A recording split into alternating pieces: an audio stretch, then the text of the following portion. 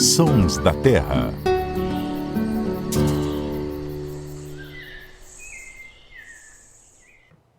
Oi, pessoal. Vamos para mais um episódio do podcast Sons da Terra, um programa em parceria com a equipe do Terra da Gente, da IPTV e também da CBN. E nesse podcast, que você também encontra disponível no YouTube e em todos os agregadores de podcast, nós vamos falar de uma iniciativa que tem aí 60 anos e que é um marco para a observação de aves no Brasil. Foi quando foi lançado esse livro aqui, ó, o Aves Brasileiras, do Johann Daugas Frisch, mais conhecido como Daugas Frisch. E aí você pode falar, mas o que tem a ver um livro com sons? Tem tudo a ver. Está aqui com a gente o Luciano Lima, biólogo do Terra da Gente, e eu vou começar justamente com essa provocação. O livro, que traz gravuras de várias aves, várias espécies de aves do Brasil, serviu como o primeiro manual de campo, né? Mas ele tem um trabalho que é ligado ao som. Você sabia disso, Luciano? Que o Daugas foi um dos pioneiros na gravação de sons no Brasil? Sabia. Também trouxe o meu aqui, ó. O meu tá um pouco descaracterizado, que eu encapei ele na época, bem judiado. Eu botava adesivinho para marcar as espécies que tinham lá em Itatiaia, onde eu morava, Parque Nacional de Itatiaia. E o Daugas sempre foi uma grande influência. Também, como eu comecei a observar aves muito cedo, como você falou, esse foi o primeiro guia de campo das aves do Brasil ter disponível. E é interessante que eu lembro exatamente a primeira vez que eu vi esse livro. E eu não comprei esse livro. Minha família, meu pai trabalhava em São Paulo. A gente, uma dessas viagens, foi comprar alguma coisa em São Paulo e fomos num shopping. E eu lembro de ver na livraria do shopping esse livro. Eu falava pro meu pai... Não era um livro muito barato na época, era um livro caro, eu lembro bem disso. Falou, mas isso antes de eu entrar no mundo da observação de aves. Aí meu pai falou, não, depois a gente vê. E aí, acho que 2 anos depois eu comecei a passarinhar e pedi o Daugas de Natal.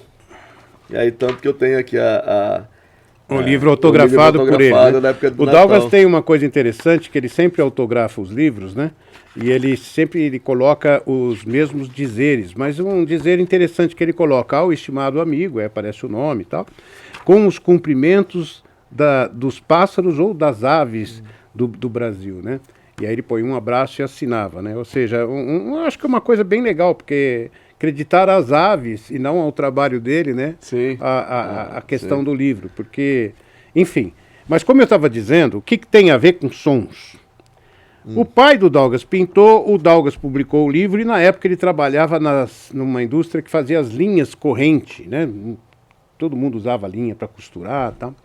E ele foi para a Inglaterra e ele conseguiu comprar um dos primeiros gravadores portáteis, que era o Nagra 3. E ele veio para cá e falou, já que meu pai pintou as aves, eu vou gravar os cantos. Começou a coletar esses cantos, né? Gravou centenas de cantos, muitos desses cantos pela primeira vez, por exemplo, o canto do Irapuru foi ele que gravou pela primeira vez no Acre, e muitas dessas gravações, ou quase todas, ele doou para a zoologia da Unicamp, quer dizer, hoje o acervo também está disponível. E um papel preponderante que eu acho que o Daugas teve, porque ele não era assim um ornitólogo de formação, né? Ele era um engenheiro químico, ele é um engenheiro químico. Um observador de aves. E um observador de aves. Mas eu acho que ninguém divulgou tanto as aves brasileiras como o Daugas Frisch no Brasil. Isso eu tenho quase que certeza absoluta. Eu acho que vai um passo além de divulgar. Acho que ele popularizou. Eu acho que tem outros personagens que estavam falando agora há pouco do Eurico Santos. Eu acho que o Eurico Santos foi um grande divulgador, mas eu acho que o Daugas, ele além de divulgar, de produzir, ele conseguiu de fato popularizar. E aí você parava pra pensar que aí, quando ele lança o LP, o LP dele ficou 18 meses, eu acho, no topo das paradas de sucesso. O canto das aves, principalmente o canto do Irapuru, que veio toda a lenda de quem ouvia o canto do Irapuru tinha felicidade e tal, por toda a vida e tal. Agora, ele influenciou muita gente. Eu posso dizer que eu me lembro da infância também, que eu olhava atrás dos LPs, né, dos discos do Douglas Fish, tinha uma foto. Eu me lembro dele com um Nagra do lado, uma antena parabólica para gravar o som melhor, que ele adaptou ali na época. Isso tudo era no começo, pouca gente gravava sons, né, na época. E ele montado em cima de um búfalo, se eu não me engano, tal. E eu tenho uma história que é até interessante, que eu me lembro que eu ficava com um primo da minha mãe, já velhinho, aposentado, e ele era passarinheiro. Passarinheiro daqueles que... Gaioleiro, né? Porque isso, vamos entender, para a época era uma coisa, um hábito muito comum no Brasil. E eu ajudava ele a tratar dos passarinhos, e foi ali que eu comecei a aprender com os passarinhos, a identificar passarinhos, tico-tico, os diversos sabiás, curió, avinhado, né, e identificar pelo som também, né, patativa, aquela coisa toda, caboclinho, coleiro do brejo, era bacana isso aí, foi um aprendizado bacana. Claro que na época eu não percebia essa coisa das aves estarem presas, e como as aves são uma expressão da liberdade, elas são muito mais bonitas livres, sem sombra de dúvida. Mas eu lembro que eu falei, eu admirava tanto o trabalho do Douglas que eu falei para esse meu primo Zé Rocha, falei, Zé, um dia eu vou fazer o que esse homem faz. E o Zé olhou para mim e falou assim, vai mesmo. E não é que eu acabei fazendo, achei interessante. Ou eu fui muito abusado em sonhar e o sonho deu certo, ou o Zé também era um pouquinho visionário porque ele disse que ia dar certo, né? Mas enfim... E o Douglas também te influenciou, né, Luciano? Muito. E parar para pensar que eu comecei a passarinhar em 98, então não faz tempo, mas não faz tanto tempo assim. Mas quando eu comecei a observar aves, o principal guia de campo que existia ainda era o guia do Douglas. Depois vieram vários outros guias, e não só o guia de campo, como você falou dos sons, esses LPs que ele foi publicando, começando lá na década de 60, né, antes até do guia. O primeiro álbum parece que foi publicado em 62, era o que a gente tinha, porque depois que a gente aprende os passarinhos, eu vivia com esse guia do lado da minha cama lendo. Eu estava falando com o Ciro aqui agora, para mim esse livro tem um cheiro, não sei se é o ácido do papel, alguma coisa, ele tem um cheiro muito característico do cheiro do livro do Douglas. E é uma memória até olfativa, porque eu vivia com esse livro folheando infinitamente. Uhum. E depois que você aprende como são as aves morfologicamente, o desafio passa a ser como é o som das aves. Sim. E o Douglas, ele fez esse álbum, que pode ser considerado talvez um Sons da Terra aí, dos primórdios, quase que um podcast. Vou até pedir licença pra gente botar um pouquinho aqui. Pois sim, tá disponível hoje no Spotify, em outras plataformas. Né? Uhum. E esse é o Canto dos Aves do Brasil lá, que é o primeiro álbum. E não era só os cantos dos passarinhos, era toda uma história, né? Toda uma história. Vou botar aqui, ó. Este disco pretende levá-lo, amigo, por uma jornada através das matas e campos do Brasil. Não haverá para você limitações de distâncias, embaraços do relevo, precalços das viagens. Feita a abstração... Era um podcast. Era um podcast. Muito bacana. E para cada espécie ele... O sabiá coleira encarrega-se do solo musical, encantando o espetáculo com suas improvisações de flautista. E para cada espécie ele dava essa... É fantástico. É bacana, até porque você, através da imaginação, conseguia percorrer esses lugares bem distantes do Brasil, como a Amazônia, todos esses biomas que a gente tem, né? E de fato era uma época assim que despertava muita nossa curiosidade através da imaginação. E o Douglas também, ele tem assim um trabalho muito importante nessa questão de divulgação. E ele tem um trabalho muito importante na conservação de várias coisas no Brasil também. Por exemplo, o Parque Indígena do Tumucumaque foi criado, né, na época, acho que foi o presidente Castelo Branco. Ele precisou viajar ao mundo para conseguir assinaturas de pessoas importantes. Então ele pegou a assinatura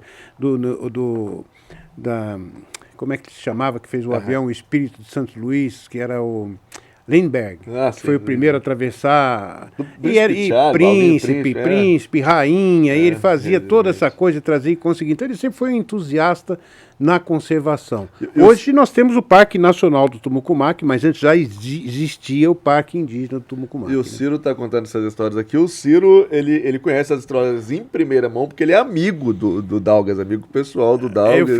Eu diria assim... Como é que você conheceu ele? Olha, na verdade, pessoalmente eu fui conhecer o Dalgas Frisch nesse estúdio aqui, gravando um programa em 1900 nesse aqui, em 1990, 91, 92, por aí, um programa que chamava-se A Palavra é Sua, da IPTV, e eu convidei o Dalgas para falar sobre migração de andorinhas azuis, porque eu já tinha admiração dele desde criança, então eu queria trazer ele para cá e tirar dele um pouquinho. Ele tinha uma casinha de andorinha de alumínio, que ele pôs a Embaixada das Andorinhas, na fazenda que ele tem aqui perto de Piracicaba, ali, entre Rio Claro e Piracicaba. E no fim, depois dali, criamos uma amizade, fizemos vários programas juntos. Fizemos a migração das andorinhas, fizemos o Beija-Flor. Quer dizer, eu consegui me aproximar dele e aprender demais com ele, né? Principalmente, assim, os grandes desafios, né?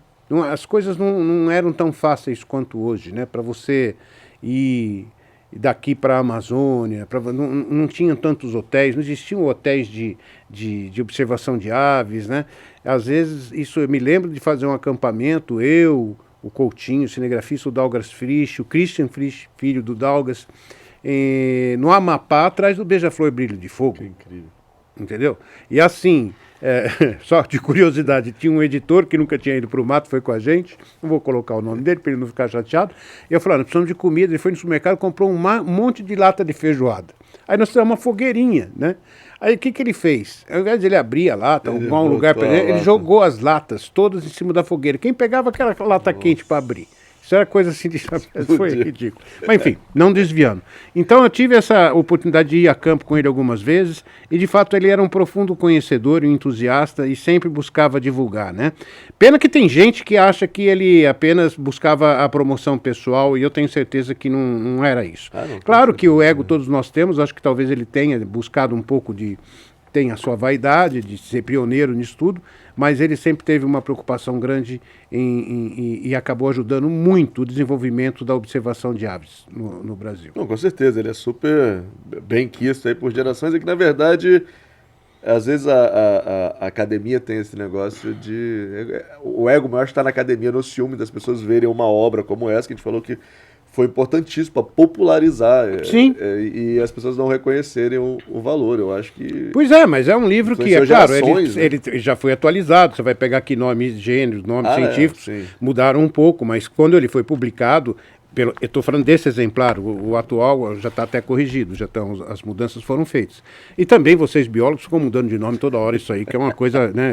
Quando você decora um nome científico, eles mudam, é impressionante, Agora, tem essa questão, sim, às vezes, às vezes tem as pessoas mais vaidosas que acham que por ele ter uma formação acadêmica de biólogo, zoólogo, seja lá o que for, ele tem uma autoridade sobre a natureza, ciúmes, né? Mas isso tem em todas as profissões. Não, ele foi dedicado, e várias pessoas, não só a gente, mas várias pessoas tiveram a influência do Dalgas, que eu conheço, pessoas importantíssimas também hoje para a observação de aves. Por exemplo, o Guto Carvalho. O Guto Carvalho tem lá guardado. O Guto Carvalho é o criador do Avistar. A gente já conversou com ele aqui no Sons da Terra. E o Guto tem lá o diplomazinho, que o Dalgas tinha um diploma que o Dalgas dava, né? Quando, acho que uma coisa cívica, plantava árvore, aí você ajudou as aves. É o dia da ave, né? É o dia da ave. Se não me engano, é dia 19 de outubro, é isso? Eu não tenho certeza. 5 de outubro. 5 de outubro, Enfim, ele também tinha uma influência muito grande, né? Participava, por exemplo, hoje é registrado o sabiá laranjeira como ave símbolo nacional. Por muito tempo as pessoas falavam que era o quê? Era ararajuba, porque ela é verde e amarela e tal. O Dalgas insistiu, eu até participei nele com isso, nós fomos até Brasília falar com o presidente Fernando Henrique Cardoso, na época, o então presidente. Por quê? Porque a ave mais cantada, mais declamada, mais escrita, que tem uma maior dispersão em todas, ela representa essa musicalidade, essa cultura do povo brasileiro, né? É a majestade, o sabiá, aquela coisa toda. E o Fernando Henrique tornou o sabiá laranjeira como ave símbolo do Brasil. Então, assim, você fala, qual que é a importância disso? Eu não sei qual que é a importância, né? O que eu acho que é importante é você ir buscando realizar os seus sonhos, né? Mas Sem eu acho sombra que de tem dúvida, a importância dele ter trazido... Tem muita gente que discorda que tinha que ser Arajuba, mas acho que o próprio fato de alguém se preocupar em criar uma ave símbolo, você levanta o tema. Eu acho que a Ararajuba é também uma ave símbolo nacional. Quer dizer, eu acho que não tem muita coisa de falar é essa ou é aquela, né? Nos Estados Unidos isso é muito sério. Cada estado tem uma ave que representa e assim por diante. Cada presidente assina obras de artistas com a ave símbolo, que depois são reproduzidas e as pessoas compram tudo, né? O Brasil ainda não tem essa tradição, né? E, por outro lado, o observador americano gosta mais de ver o passarinho, já o observador brasileiro gosta de fotografar. É uma maneira de você aprisionar o tempo, né? Sem necessariamente tirar a espécie de lado. Não deixa de ser uma coisa bacana também. Tem essas mudanças. E o que eu acho importante nisso tudo, se a gente for analisar, mas vocês falam tanto de observação de aves. Por que isso é tão importante? Porque as aves vivem em ambientes que precisam estar conservados, né? Então, se você tem uma atividade econômica, como a observação de aves, que gera emprego de guia, das pousadas, você tem uma justificativa econômica para a conservação ecológica. Eu acho isso muito importante. Manter a floresta em pé. É claro. Se você não tem passarinho se não tiver árvore, né? Onde é que vão estar os ninhos? Né? O observador de aves, a gente sempre fala, o observador de aves ele é um consumidor de natureza, literalmente. Literalmente. Ele como cliente, como ele consome a natureza, não consumir de destruir, mas consumir. E assim, sem dúvida nenhuma, eu particularmente não me preocupo muito em ver muitas aves, mas eu gosto mais de observar o comportamento dessas aves e já tirei várias lições dos comportamentos das aves, né? É a mesma coisa de falar assim, olha, claro, o que eu vou falar aqui é completamente empírico, não é nada científico, mas quem garante que o homem não aprendeu a plantar observando um passarinho dispersando sementes? Pode ser. Ninguém vai dizer que não. A origem da música é atribuída ao canto das aves. Exatamente. Então, da observação da natureza, você tira muita coisa, né? E no caso de observar aves, como os cotingídeos, os piprídeos, né, que regurgitam ou defecam sementes. Quando defeca, já defeca a semente até adubada. De repente você pode até ter aprendido que se aduba, né? Para aquela... Exatamente. Claro, isso é tudo empírico, mas... E por outro lado, é a mesma coisa, né? Nós já falamos disso uma outra vez. Por que as aves cantam? Cantam para demarcar território, canto para atrair a fêmea, canto para agradar a gente. Eu acho muito legal ouvir um passarinho cantando, entendeu? Se ele está feliz, me passa essa questão de feliz. Se ele está feliz ou não, eu não sei, mas ele me deixa feliz. Pronto. Para que as aves cantam? Porque eu gosto de ouvi-las, nós gostamos de ouvi-las, na verdade. São cantos muito bonitos, alguns tristes, outros mais alegres, mas sempre nos remetem a alguma coisa da infância, de alguma coisa que a gente viveu, do livro, dos discos do Dalgas e por aí vai. E, enfim, eu acho que esse foi um papel fundamental para introduzir e popularizar, como você disse, né, o livro e o disco do Dalgas Frisch, né, sem sombra de dúvida. Hoje ele está se recuperando, está internado, está com 94 anos, está se recuperando de uma pneumonia, né, mas o tempo custa, né, 94 anos, quem me dera chegar lá, mas 94 anos perambulando pelo Brasil, ouvindo passarinho, tentando realizar os próprios sonhos. Tá, eu acho que é um segredo da longevidade, hein? Quem sabe observar passarinho. Tomara que seja. Tomara que seja. Eu acho que, de fato, ele é um exemplo não só, igual você está falando, de produção de conhecimento, não é que de fato ele produziu conhecimento, de popularização do conhecimento, mas uma pessoa que foi atrás dos seus sonhos, que realizou e foi atrás de gravar o Irapuru. Fico imaginando a emoção, porque a gente vai para a Amazônia hoje não, tem aplicativo, tem playback, você sabe o ponto certinho, que tem um guia lá. Agora você imagina você cruzar sertão e a emoção na hora que o bicho para na sua frente. Quantos dias por ele não ouviu o cantante dele? Agora sim. Pois é, não é fácil. Não é fácil. Não. E mato não é tão confortável às vezes também, né? Você tem que estar pronto para as adversidades. Agora tem uma história com o Dalgas que foi muito interessante. Um menino, sem saber o que estava fazendo, coisa de moleque, deu uma estilingada, uma pedrada num falcão peregrino. E esse falcão ficou com a asa ferida e acabou sendo levado, acabou nas mãos do Dalgas Frisch. Isso em São Paulo? Isso em São Paulo. Só que esse falcão, ele estava anilhado. E essa anilha era do Texas. Ele entrou em contato com o governo do Texas, era uma governadora da época, não me recordo o nome, e a governadora falou, mande para cá que nós vamos tentar arrumar a asa desse falcão. E esse falcão viajou, porque a Associação de Preservação da Vida Selvagem, cujo vice-presidente era o Daugas, eu também fui vice-presidente dessa associação, o presidente era o Omar Fontana, que era o proprietário da Transbrasil. Sim. E ele colocou esse falcão lá num lugarzinho especial, no bagageiro do avião, e foi para o Texas. Pois eles implantaram na asa do falcão um pedacinho lá de fio de platina, um material, e na outra asa que não tinha nada, a mesma coisa para ficar sem equilíbrio, e esse falcão voltou a voar. Então você imagina o que... E sabe o que aconteceu? O Douglas Fish virou cidadão honorário do Texas. Entende o que quer dizer? Então, mas ele não fez isso para ser cidadão honorário do Texas. Sim, ele fez isso porque o passarinho estava anilhado, né? Então, eu participei disso, fiz uma matéria que na época entrou no Jornal Nacional, do Falcão Peregrino indo para lá. Não, e essas coisas são impressionantes, porque isso também movimenta esse imaginário das pessoas com as aves, né? Se alguém vê uma matéria, aí o papel do Terra também, que eu acho que é muito convergente nisso, na divulgação e popularização. A pessoa vê uma matéria dessa, ela nunca mais vai olhar um falcão peregrino se tiver um gavião aparecendo. Ela, não vou dar uma estilingada. Olha que esse cara moveu meio mundo pra... Então tem essa... Sem dúvida nenhuma. Eu acho que é muito mais que um trabalho de educar. A gente usa muito a palavra educação. Eu acho que é mais que educação. Eu acho que é sensibilizar, é conectar as pessoas. Mas eu acho que essa é a verdadeira educação, Luciano. Exatamente. Através de você mostrando a natureza, a pessoa gostando da natureza, ela passa a respeitar, amar a natureza. Essa é a verdadeira educação. E não só, eu gosto das aves porque me falaram que eu tenho que gostar. Isso. Não, você vai encontrar o real e o verdadeiro motivo para gostar das aves. E da natureza como um todo, não só das aves, né? E uma outra coisa, o Christian Frisch, que é filho do Daugas, é um fotógrafo de natureza também, ele está preparando aqui, até ele me mandou, ele está fazendo uma versão do Aves Brasileiras, um aplicativo do Aves Brasileiras, que na verdade vai ser um aplicativo muito completo, né? Ele ainda não está pronto, ele está preparando. Esse aplicativo vai mostrar, usando as gravuras do livro Aves Brasileiras, mas não só as gravuras do Aves Brasileiras, ele vai mostrar como você identifica essas aves, como atrair as aves, vai ter o que você planta para ter determinada ave, claro, guardada a regionalidade que existe das aves, né? Você não vai falar, eu vou ter um flamingo na janela do meu apartamento. Isso não vai acontecer. Mas as aves da sua região você consegue atrair com algumas aves, com algumas frutas, né?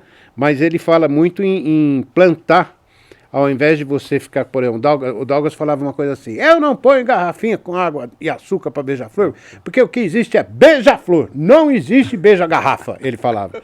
Tudo bem, mas eu não tenho nada contra a garrafinha não, mas ele falava, né? Então aqui tem um aplicativo que vai estar separado por biomas, está sendo preparado, logo ele vai sair, também vai se chamar Aves Brasileiras do Daugas, né? Quer dizer, o filho agora vai também estar fazendo a mesma coisa que o pai fez, né? O pai publicou as gravuras do avô, no caso, né? Do Sven Fisch, o Daugas publicou, daí o pai publicou o livro, gravou os cantos, agora o filho já vem também trazendo aí ilustrações, as mesmas ilustrações e mais as fotos que ele também tem de outras aves, tudo, fazendo um aplicativo que deve ser bem completo das aves brasileiras. Eu estou ansioso para ver quando é que isso vai sair. Muito legal mesmo. Também estou ficando aguardo aí, fiquei curioso agora que você estourou o aplicativo. E o que mais você lembra dessa história toda? Cara, do Daugas eu lembro de várias coisas, mas tem uma coisa que é bem interessante, que na época era incipiente. Eu tenho várias histórias pessoais com o livro do Daugas, mas na época era muito incipiente. Você não tinha fotos das aves, ninguém tinha foto de uma guaracava de barriga amarela, não existia. Não tinha. E eu lembro como essas imagens, a gente também fala muito aí sobre os museus, mas os museus tiveram essa importância. Grande parte dessas imagens aqui não era baseada em fotografias, foram feitas com base em espécimes de museu. E muito provavelmente o Sven Frisch, quem desenhou, né, não viu algumas dessas aves em liberdade. Não, provavelmente não. Então, por exemplo, se você pega as guaracavas aqui, ó, eu lembro que uma vez eu vi um passarinho que estava começando a passarinhar lá em Resende, e aí se você pega a família das guaracavas, dos tiranídeos aqui, tem vários deles que têm topete, não são retratados com topete, porque o bicho obviamente, quando ele está lá no museu, desaparece o topete. Então eu lembro que certa vez eu vi uma guaracava de barriga amarela, que aqui está como curucutado, e aí o desenho não tem topete, porque o bicho... A pele provavelmente perdeu. Topete. Aí eu lembro de eu procurar, de eu olhar no livro, até escrevi isso numa coluna no Histórias Naturais. Mas tem. E aí eu fiquei procurando no livro, que era muito pra mim, era visível o topete. Aí eu achei um passarinho que tinha topete no livro. Eu falei, cara, é esse passarinho. Assim como muitas espécies também foram descritas fora do Brasil através de animais mortos. Sim, né? exatamente. Tem uma história curiosa, inclusive, do cuxiú. Eu não me lembro o nome científico dele todo, mas... O macaco? Eu acho que ele termina com albinasus, que significa do nariz branco. Acontece que o cuxiú tem o nariz vermelho. Só que depois que ele morre, aquilo fica branco. Aí mandaram a pele para a Europa e o naturalista que foi lá descrever, o cientista, colocou o nome como albinosis, ou ali, nariz branco, mas não era, né? Tem essas coisas, é vermelho. E no livro eu achei aqui, ó, o carrega-pau de crista, que hoje é uma outra espécie que tá lá, um passarinho com baita topetão aqui, ó.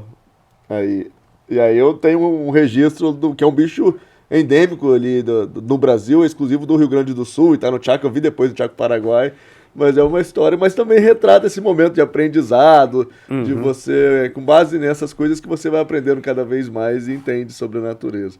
Mas, bom, nós estamos aí também prestes a comemorar, como eu disse, o livro tem 60 anos, mas a observação de aves no Brasil vai ser comemorada agora, né? Nós vamos ter o Avistar daqui a pouquinho, marcando 50 anos de observação de aves. Por que, Luciano, que é essa data mesmo? 50 anos, porque está relacionado com a criação, a fundação do primeiro clube de observadores de aves do Brasil, que foi no Rio Grande do Sul. No Rio Grande do Sul, né? Que foi em 74. E já tinha, obviamente, pessoas como o Dalgas e outros, né, observando aves, mas era pouca gente, né? Hoje nós estamos com um número crescente de observadores de passarinheiros, vamos chamar assim. Passarinheiro até umas dezenas de anos atrás era quem... Passarinhada era prato feito com passarinho morto, passarinheiro era quem prendia passarinho em gaiola. Passarinhar era caçar passarinho. Passarinhar era caçar passarinho, e tudo mudou.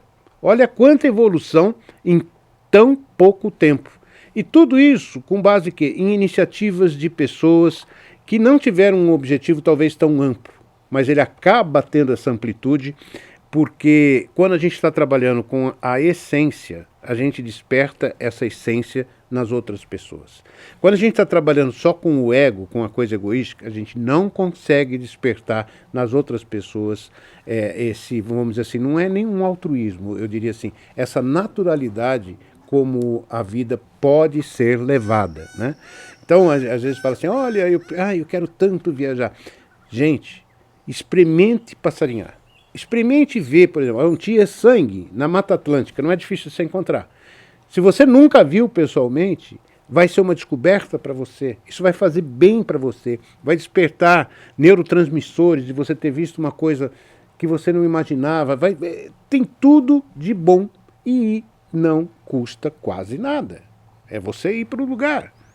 Então, eu penso que nós estamos numa fase agora de voltar cada vez mais para a natureza e construir, né? Reconstruir, conservar o que existe e reconstruir um pouco do que foi destruído, você não acha? Concordo. E tudo isso em iniciativas assim. Sim, baseados... Em iniciativas que parecem pequenas, mas que acabam ganhando uma amplitude muito maior. Perfeito.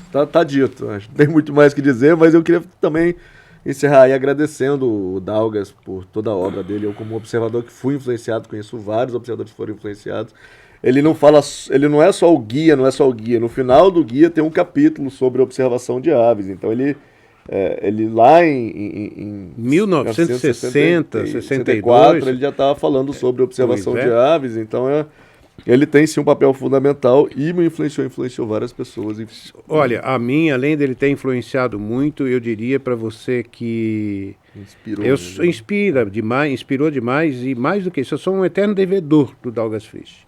Porque muitas coisas, a própria criação do programa Terra da Gente, ele teve um papel fundamental em nos ajudar, indicando os locais, ajudando em outros programas, como nós fizemos a Viagem das Andorinhas Azuis, o Beija-Flor, quer dizer, ele teve um papel assim extremamente presente, ativo e sempre colocando a gente para frente. Vai. Ele falava assim, vocês têm que sonhar, né? A gente só consegue voar através do sonho. As nossas asas são os sonhos. E assim a gente encerra o podcast de hoje. Espero que você tenha gostado, hein? Um abraço, gente. Até a próxima e muito obrigado, Douglas. Até a próxima. Sons da Terra.